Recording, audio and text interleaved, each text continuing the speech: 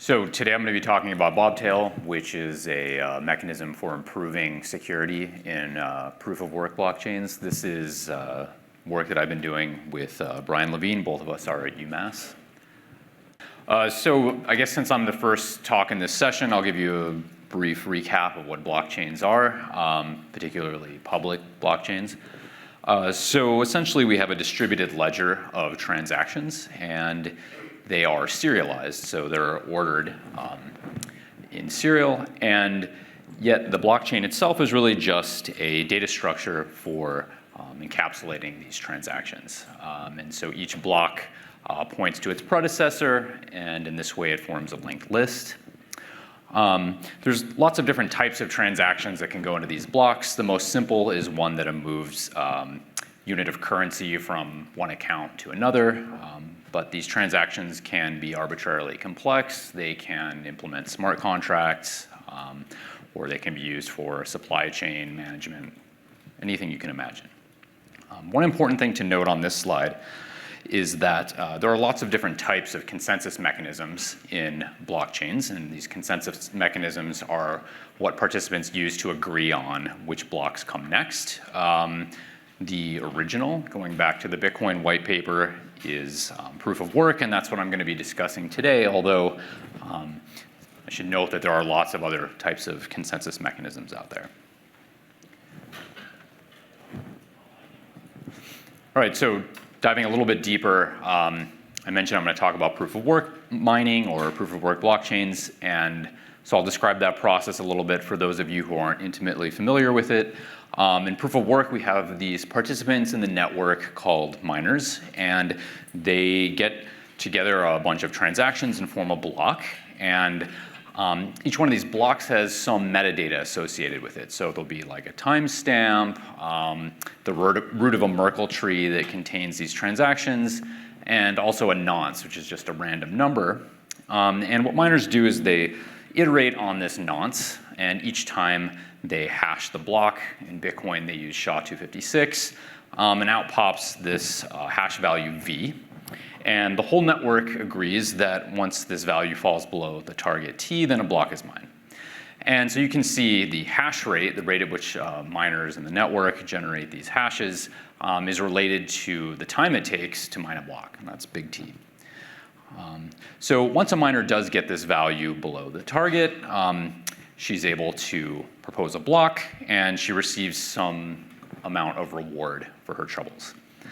Something that I should mention at this point is just that the mining process is inherently decentralized, and so miners are going about this process on their own, and whether by happenstance or by malicious action, multiple blocks can be formed at the same time that point to the same predecessor. And so branches can form in the blockchain, and the mechanism that we use to reconcile these branches is to just choose the longest of those branches.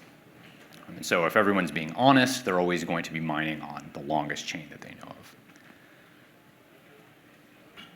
of. All right, so what I'd like to get across is that mining is something of a lottery. You can imagine you have a hat with numbers 1 to 100 in it, and miners are going to draw those numbers until they cross a certain threshold, being 5. So they need to find a number below 5. And so each draw is essentially a hash. It's going to kill me trying to get this slides to flip over.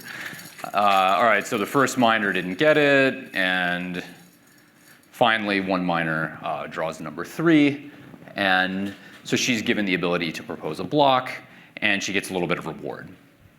And so this process continues, and that's how the blockchain is extended.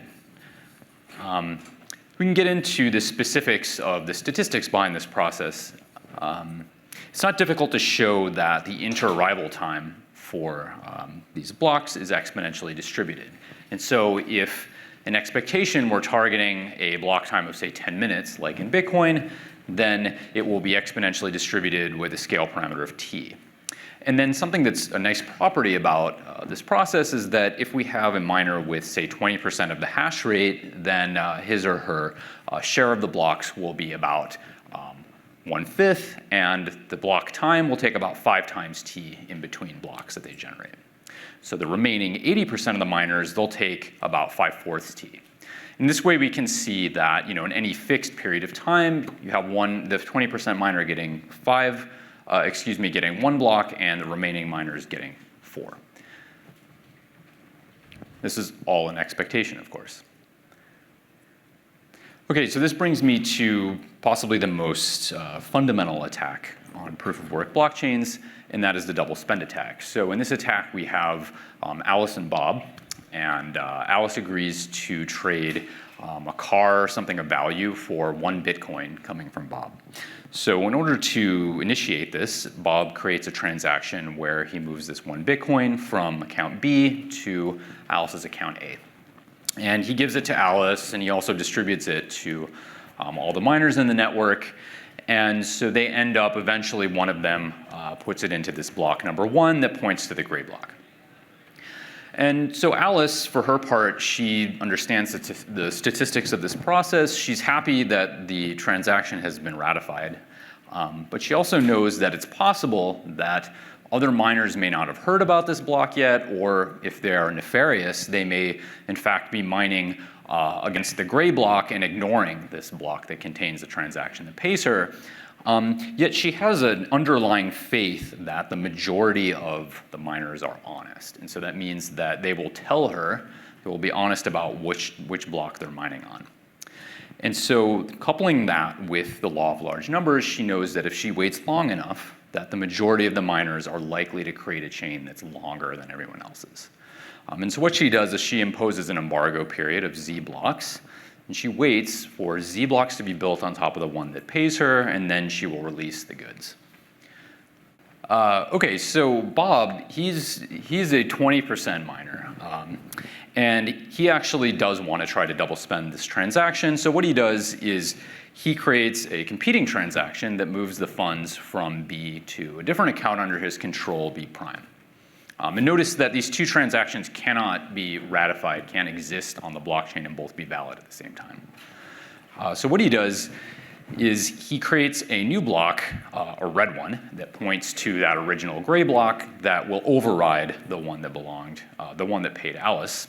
And he attempts to grow this chain to be both at least Z blocks long so that he can pass the embargo period, and also longer than the blue chain. Those are the two things that he needs to do in order to double spend.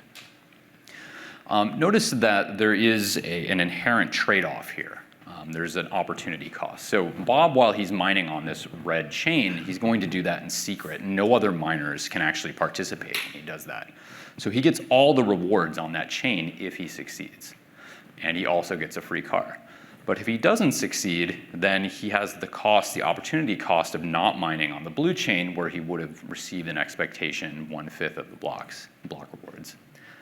So he needs to decide whether or not this attack is worthwhile for him. And so this, the analysis, this is sort of a high-level analysis of the attack success, and it was originally done by Satoshi Nakamoto in the original Bitcoin white paper, but we repeated this experiment for Bitcoin empirically, and you can see in gold, so that's the curve second to the bottom there, are the results for this 20% miner, and when you have a 6-block embargo period, which is standard in Bitcoin, this miner has approximately a 5% chance of succeeding in a double spend. So if Alice was selling, say, a cup of coffee, maybe 95% certainty would be okay, but if she's selling a car, maybe that's not quite enough. And so that's where this Bobtail solution comes into play. What we're going to try to do is to shift the statistics of the mining process in favor of the honest majority and away from the dishonest minority. So the details of the Bobtail protocol are very similar to Bitcoin. Miners continue to assemble blocks containing transactions. They hash the header. And we call these hash values, in this context, proofs, short for proof of work. So miners are going to generate lots of these proofs. Every instant, they're generating a new hash value. And anytime one of those values is sufficiently low, for a low value I'll define later, they disseminate it to all of their peers. And so miners are constantly collecting proofs from other miners and generating their own, and they form something of a queue that you can see there with those green and blue proof values there. And for when the lowest k of those, where k is a tunable security parameter, when the mean of those k fall below the target, then a block can be mined. And so the rules are a little bit different at this point. We stipulate that the miner of the lowest hash value P1 has to actually sign the block, and this is to avoid having too many people proposing blocks at the same time. And also the transaction set that the miner of P1 proposed will become the new set of transactions in that block. But we also reward every miner who generated a proof equally. So every single one of those proofs receives the same share of the Coinbase reward. So what I want to point out here is just that this is inherently a collaborative process, whereas in Bitcoin, the mining process is essentially all competition. Okay, so we're back to this lottery. We're still drawing numbers from a hat, but this time we're looking for the average of the lowest two to fall below this threshold 5. And so this is just demonstrating that we've changed the statistics of the mining process. Now we've got these two miners that are participating together to mine a block, and the lowest one is able to propose the actual block contents. Both of them get a reward. It's really working well pointing it at this thing. Okay, so let's look at the statistics of the Bobtail mining process, or at least look at the efficacy of the Doublespend attack. The facet on the left corresponds to Bitcoin. You may have noticed that when k is equal to 1, you default to Bitcoin. And so that first facet is what we looked at already. And on the right, you have Bobtail with k equal to 20. And what you'll notice sort of qualitatively is that you have a severe reduction in the efficacy of the Doublespend attack, which is a good thing. And just by way of an example, before we looked at a 20% miner with a 6-block embargo period, so that would be an hour-long waiting period. In Bitcoin, there the attacker had a 5% chance of success. With Bobtail, you have less than 1% chance of success, and that's with a shorter embargo period of just 2 blocks, or on average 20 minutes. So in other words, Alice can release the car earlier and do so with higher confidence that she won't be double spent. So in the paper, we get into more details about the statistics of this process, but one thing that I want to point out here is that it's actually possible to make sure that blocks come out at the same time in expectation in both Bitcoin and Bobtail, and the way that you can do this is that you just tune the target for Bobtail to be k plus 1 over 2 times the target for Bitcoin. So you just scale that target up somewhat. And in doing so, we can look at the variance in the two inter-arrival times of blocks. So we look at the variance in block time for Bobtail over the variance in block time for Bitcoin, and we can see that it falls as approximately 1 over k. So you get a linear decrease in variance as you increase the number of proofs used in Bobtail. And this is exemplified in the empirical CDF that I have here on the right. You can see Bitcoin is in red, that's k equals 1.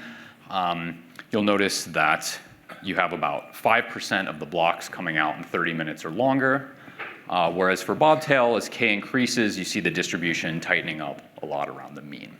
And so this sort of exemplifies an ancillary benefit beyond security, which is that the user experience is much better with Bobtail because you have block times much more reliably coming out around the mean. Vast majority for k equals 40 are going to come out around 7 to 12 minutes. Oh, you're killing me. I hope you're tacking this time onto the end. No, I'm kidding. Okay, so the cost. Well, the first thing is that we need to include more space in the block to account for these additional proofs. You need about 160 more bytes per proof. And this turns out to be, so for Bitcoin, if you have a 1 megabyte block, even if k equals 100 in Bobtail, you're still only going to need about a 2% increase in block size. So it's not overwhelming. The next thing is going to be about the increase in network overhead. So I've talked about how miners need to disseminate their proofs throughout the network if they're sufficiently low. And so, of course, miners are really interested in getting into the block if they have any chance of doing so.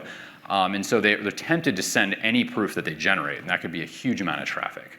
But one thing we show in the paper is that if you just look at the upper tail of the distribution for the kth order statistic, you can develop a threshold beyond which it's extremely unlikely that a proof would make it into the block. So, 99.99% certain it won't make it into the block, and we call that a hard threshold on proofs.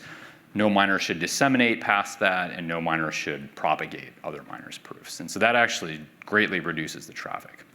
The last thing I'll mention is that there are new attacks that are introduced that are unique to Bobtail. One of them is something that we call a withholding attack, which is essentially like an intra-block selfish mining attack. And that actually can be mitigated with very small tweaks to the protocol. The second is a denial of service attack where the miner of P1, the lowest order statistic, refrains from distributing the block. This also can be shown to not be very profitable for the miner in almost all circumstances. Okay, so in summary, I've presented the proof of work mining process as being something akin to a lottery. I've talked about how Bobtail essentially skews the statistics of this process in favor of the honest majority and away from the dishonest minority. We've looked at in depth how it can mitigate the double spend attack, and another thing I want to mention is that for k equals 40 or larger, it basically eliminates the efficacy of the selfish mining attack. There's no way for it to be profitable. The primary costs are increased network overhead and also increased block size. And that's all, so happy to take your questions.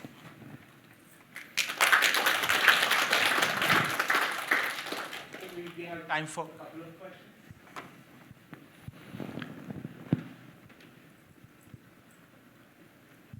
Yeah, thank you for excellent presentation like this.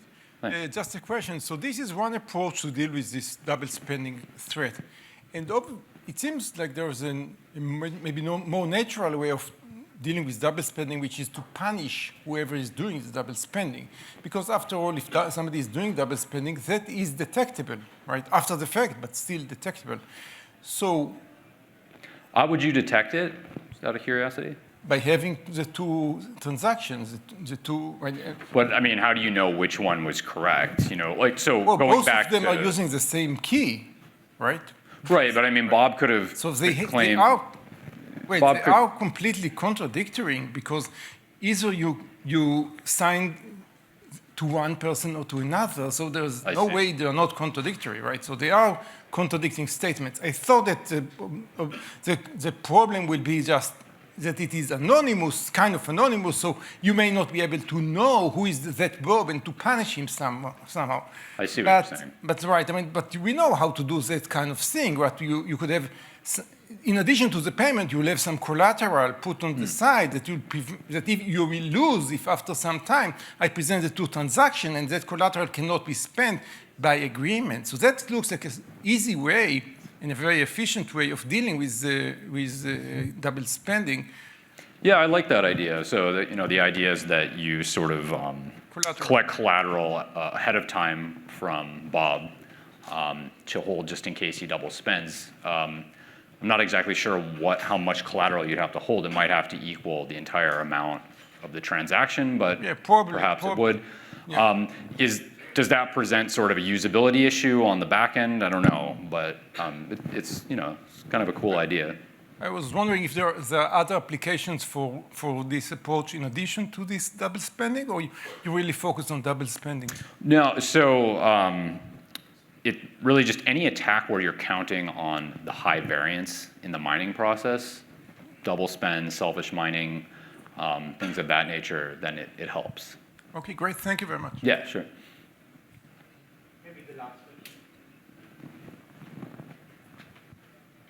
Yeah, thank you for your presentation. Yeah, I have the question about, it looks like your method just reduce the variation of the confirmation time, all right? Yeah, but I'm not sure if it increase or decrease the confirmation time. I mean, it's average confirmation time. Yeah, so like I was saying, if you tune the targets, like obviously the mean of the lowest K order statistics is always going to be higher than the lowest order statistics value. So if you increase the target by k plus 1 over 2, then they'll end up having the same average confirmation time. Oh, yeah. Also, I think another question that looks like your block is a super block. Probably if your k is 10, it means that after 10 block, you just check the average of the hash value, then you just add pen to the main chain. So That's a that cool means idea. probably just deduce the transaction rate. So you're saying, like, instead of having to have k proofs per block, you could look at the last k or last 10 blocks or k blocks Yeah. and call that like one Bobtail super block. Oh, so that means they probably just influence the transaction rate, probably. No, I mean, it's kind of interesting because maybe you could implement that as, you know, a soft fork or something like a layer 2 on top of existing Okay. Bitcoin. I don't know. That's kind of a cool idea.